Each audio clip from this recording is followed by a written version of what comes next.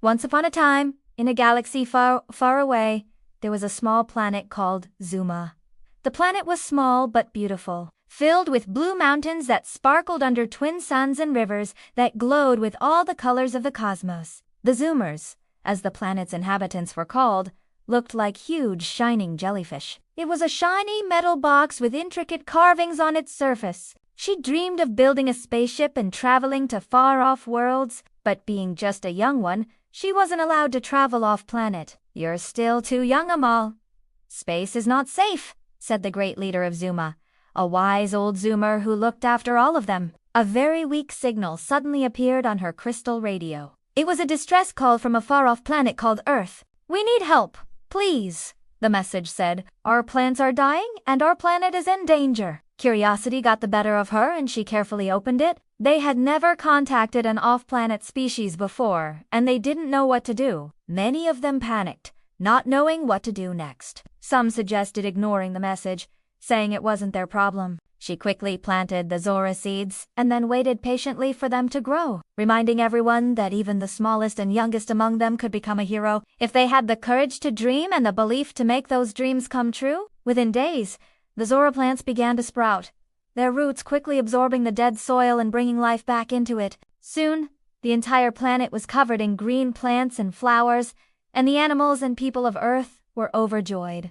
But Amal, with her calm smile, stepped forward. She gathered some seeds of the Zorai plant and placed them in a small container. Then she climbed into her crystal blue spaceship, which she had spent so much time building. With a deep breath, she activated the propulsion system and shot into the sky. She would also spend hours reading the space book, studying the stars and constellations, learning everything she could about space travel and navigation. "I can go get some seeds and bring them to Earth? Perhaps courage isn't about size," he said slowly. "Go, Amal!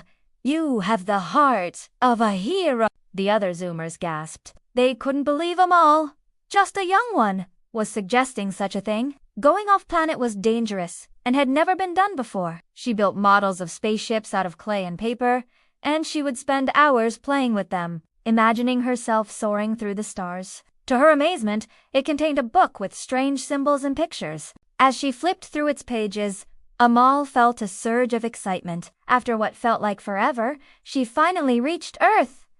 It was a beautiful planet with lush green fields and sparkling blue oceans, but there wasn't a single leaf to be seen.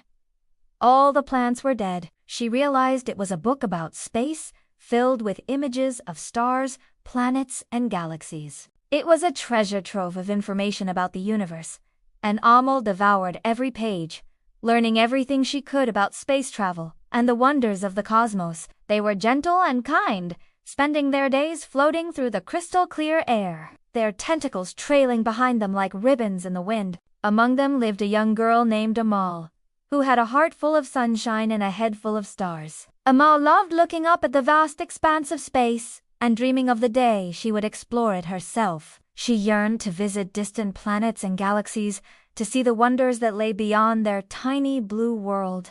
One day, while exploring her favorite riverbank, Amal came across a strange object half buried in the sand. From that day on, Amal couldn't stop thinking about space. But Amal didn't give up on her dream. Every night she would gather glowing rocks and arrange them in a line, pretending they were the parts of a spaceship. Then one day, when Amal was 12, something incredible happened. The Zoomers were shocked to receive a message from Earth.